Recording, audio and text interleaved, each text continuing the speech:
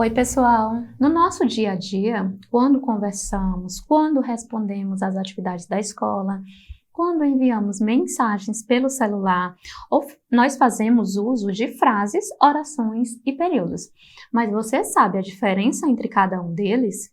Eu sou a professora Rafaela Pimentel e nesta aula vamos conhecer a diferença entre frase, oração e período e os tipos de cada um. O objetivo desta aula é identificar e reconhecer os tipos de frase, oração e período. As habilidades a serem trabalhadas nesta aula são: identificar em texto ou sequência textual orações como unidades constituídas em torno de um núcleo verbal e períodos como conjunto de orações conectadas. Classificar em textos ou sequência textual os períodos simples e compostos. E identificar em textos lidos ou de produção própria períodos compostos nos quais duas orações são conectadas por vírgula ou por conjunções que expressem soma de sentido ou oposição de sentidos, como o mas e o porém. Vamos lá para a nossa aula. Embora muitas pessoas usem os termos frase, oração e período como sinônimos, eles apresentam conceitos diferentes. Vamos iniciar pelo conceito e tipos de frase. A frase é um conceito muito abrangente, compreendendo desde estruturas muito simples a estruturas muito complexas. A frase pode ser definida por seu propósito comunicativo. Isso significa que frase é todo enunciado capaz de transmitir, de traduzir sentidos complexos em um contexto de comunicação de interação verbal. Não é preciso ter um verbo para que exista uma frase, mas ela exige uma pausa pontuada. Além disso, mesmo que a frase seja formada apenas por uma ou duas palavras, é necessário que tenha um sentido completo. Por exemplo, a palavra silêncio é uma frase, assim como simplesmente o nome de alguém também pode ser. É por isso que muitas vezes a frase exige que você conheça o contexto inteiro antes de poder definir exatamente qual é a entonação que ela possui. Com isso, você pode descobrir se a frase contém ironia, dúvida, medo ou ordem, por exemplo. Resumindo, frase é todo enunciado de sentido completo, podendo ser formada por uma só palavra ou por várias e pode ter verbos ou não. Vamos observar alguns exemplos. Olá, gosto muito de estudar. Pode vir aqui, por favor? Podemos observar nestes exemplos que as frases podem ter uma ou mais palavras e são marcadas por entonação, que na escrita ocorrem com o recurso dos sinais de pontuação. Sem a pontuação, as palavras são apenas vocábulos soltos. A entonação é responsável por indicar de maneira clara o início e o fim de uma frase, assim como é capaz de ajudar a dar sentido a ela. Através de gestos e expressões faciais e corporais, somados ao contexto em que a frase está sendo dita, uma curta frase pode ganhar um extenso significado. Na escrita, a entonação é garantida pela pontuação, ficando o próprio texto encarregado de munir a frase de contexto, o que traz a necessidade de frases mais completas, por isso algumas vezes mais extensas. De acordo com a construção, as frases classificam-se em verbais, quando apresentam um verbo na sua constituição, ou nominais, quando não apresentam verbo. Por exemplo, você leu o projeto com atenção? Os casais saíram para a festa. A bola rolou escada abaixo. Notamos aqui nessas três frases os verbos ler, sair e rolar, que tornam essas frases verbais. Temos aqui alguns exemplos de frases nominais que são: que maravilha! Belo serviço seu! Bom dia! Então, nessas três frases, a gente percebe a ausência de verbos na sua composição. Por isso, elas são classificadas como frases nominais. Já no que se refere à intencionalidade comunicativa que apresentam, as frases podem ser classificadas em diferentes tipos. Vamos estudar cada um deles a partir de agora. Frases declarativas. Nesse tipo de frase, o emissor constata um fato, informa ou declara alguma coisa. Podem ser afirmativas ou negativas e levam um ponto final. Temos aqui alguns exemplos de frases declarativas afirmativas. Hoje é o nosso último dia de aula. Gosto muito de ler. Já nas declarativas negativas temos: ontem a merenda escolar não foi servida e ela não está em casa. As frases interrogativas ocorrem quando o emissor faz uma pergunta na mensagem. São empregadas quando se deseja obter alguma informação. Podem ser diretas ou indiretas. As interrogativas diretas devem ser sinalizadas com ponto de interrogação, enquanto as interrogativas indiretas levam ponto final. Temos aqui alguns exemplos de frases interrogativas diretas. Aceitam café? Escreveu o discurso? O prazo terminou? As frases interrogativas diretas, como o próprio nome diz, e podemos constatar nestes exemplos, são feitas pelo emissor de forma direta e o ponto de interrogação é obrigatório. Temos aqui exemplos de frases interrogativas indiretas. Gostaria de saber se desejam café. Quero saber se o discurso está feito. Precisava saber se o prazo terminou. As frases interrogativas indiretas supõem a indagação. Não ocorrem em forma de pergunta, mas você está claramente em busca de uma informação como resposta. Terminam sempre com um ponto final. Nas frases exclamativas, o emissor externa um estado afetivo, ele manifesta uma emoção, uma surpresa. Esse tipo de frase é sinalizado com um ponto de exclamação. Por exemplo, que filme horrível! A torta estava muito gostosa. Esse livro é interessantíssimo. As frases imperativas, nelas o emissor da mensagem emite uma ordem, conselho ou pedido.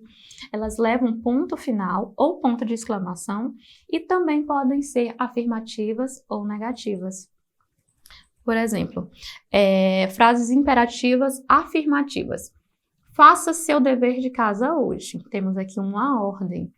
Lembre de arrumar sua cama ao acordar. Um aviso. Faça meu café da manhã, por favor. Temos aqui um pedido. Aqui alguns exemplos de frases imperativas negativas. Nunca deixe de estudar português. Nem pense em fazer isso. Por favor, não piore sua escrita. As frases optativas expressam um desejo ou uma vontade e são sinalizadas com um ponto de exclamação. Por exemplo, que Deus te abençoe. Espero que dê tudo certo. Boa viagem. Agora que já compreendemos o conceito e os tipos de frases, vamos estudar as orações. A oração é o enunciado que se organiza em torno de um verbo ou de uma locução verbal. Elas podem ou não ter sentido completo. Lembrando que os verbos são aquelas palavras que expressam ações, estados do sujeito e fenômenos da natureza, enquanto a locução verbal é a junção de dois ou mais verbos, sendo um auxiliar e um principal, os quais exercem a função morfológica de apenas um verbo. Temos aqui alguns exemplos de oração. Acabamos finalmente. Levaram tudo. Ainda estou lendo aquele livro. Vou encaminhar sua ligação para o setor indicado. Em cada uma dessas orações, podemos identificar um verbo ou locução verbal. Na primeira oração, temos o verbo acabar. Na segunda, temos o verbo levar. E na terceira, temos uma locução verbal, estou lendo. E na quarta, a locução verbal, vou encaminhar. Dependendo da relação sintática estabelecida, as orações são classificadas em coordenadas ou subordinadas. As orações coordenadas são aquelas que não dependem de uma outra oração para terem um sentido completo no enunciado. Por exemplo, Fomos para o congresso e apresentamos o artigo. Temos a oração fomos para o congresso e temos a oração 2, apresentamos o artigo. Ambas têm sentido completo e são independentes uma da outra. As orações subordinadas são as orações que dependem de outras orações no período e que não têm sentido completo se aparecerem isoladas. São subordinadas a uma principal, a qual estão ligadas e que complementam o sentido delas. Por exemplo, é possível que Juliana não faça a prova. Temos aqui a oração é possível, que vamos chamar de oração principal. E temos a segunda oração, que Juliana não faça a prova, que é a oração que está subordinada e que depende da oração principal. Os termos essenciais da oração. As orações são estruturadas em torno de um sujeito e de um predicado, que por isso são chamados de termos essenciais da oração. O sujeito é o elemento da oração sobre o qual se declara algo, enquanto o predicado é a declaração feita sobre o sujeito. Por exemplo, os alunos homenagearam o professor. Temos aqui o sujeito, ou os alunos, que é de quem a gente está falando, declarando algo na oração, e temos homenagearam o professor, que é o predicado, aquilo que se declarou sobre o sujeito. O período trata-se de um enunciado construído por uma ou mais orações e possui sentido completo. Na fala, o início e o final do período são marcados pela entonação e na escrita são marcados pela letra maiúscula inicial e a pontuação específica que delimita sua extensão. O período pode ser simples ou composto. O período simples é formado por apenas uma oração agrupada em torno de um único verbo ou de uma única locução verbal. Quando isso ocorre, o período é denominado oração absoluta. Vamos aos exemplos. Estamos felizes com os resultados. Nesta oração, temos apenas um verbo, portanto, neste período, temos apenas uma oração, portanto, período simples. Já na segunda oração, faltam apenas alguns dias. Temos apenas o verbo faltar, portanto, temos um período simples, pois é composto apenas de uma oração. O período composto é formado por mais de uma oração. Nesse caso, a quantidade de orações é sujeita ao número de verbos ou de locuções verbais. Temos aqui alguns exemplos. Faça como eu pedi. Não sei se tenho coragem. Estava gritando enquanto ele ia passando. Nesses casos, podemos perceber aí os verbos grifados, que em cada uma das orações nós temos mais de um verbo, portanto, mais de uma oração, portanto, um período composto, pois cada um deles é formado por mais de uma oração. Revisando o que aprendemos hoje. Nesta aula, aprendemos a diferenciar frase, oração e período. Aprendemos que frase é qualquer enunciado linguístico que possui um sentido completo, podendo ter verbo ou não. Também pode ser constituída de apenas uma palavra ou várias. Se classifica em 5 tipos: declarativas, exclamativas, interrogativas, optativas e imperativas. Já a oração é uma construção linguística marcada pela presença de um verbo ou de uma locução verbal. Diferentemente da frase, ela não precisa ter sentido completo.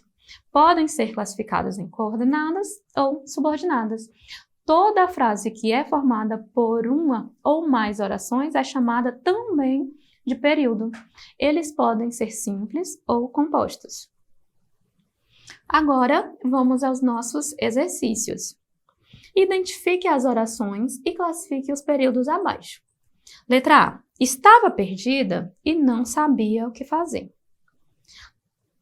Nessa primeira frase, nós temos aqui estava, sabia e fazer, que são os verbos. Temos a primeira oração. Estava perdida Temos a segunda oração, e não sabia, e temos a terceira oração, o que fazer.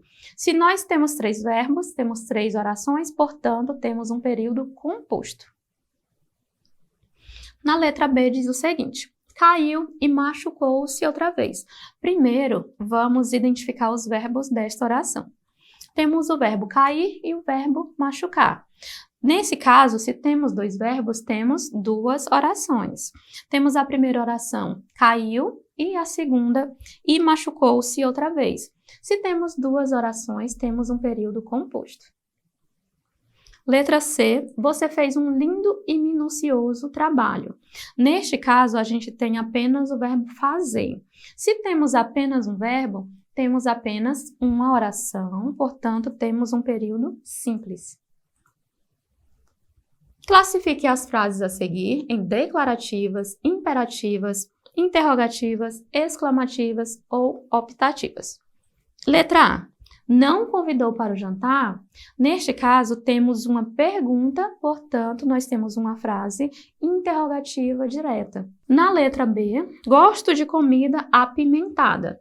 Neste caso, o emissor declara algo de forma afirmativa.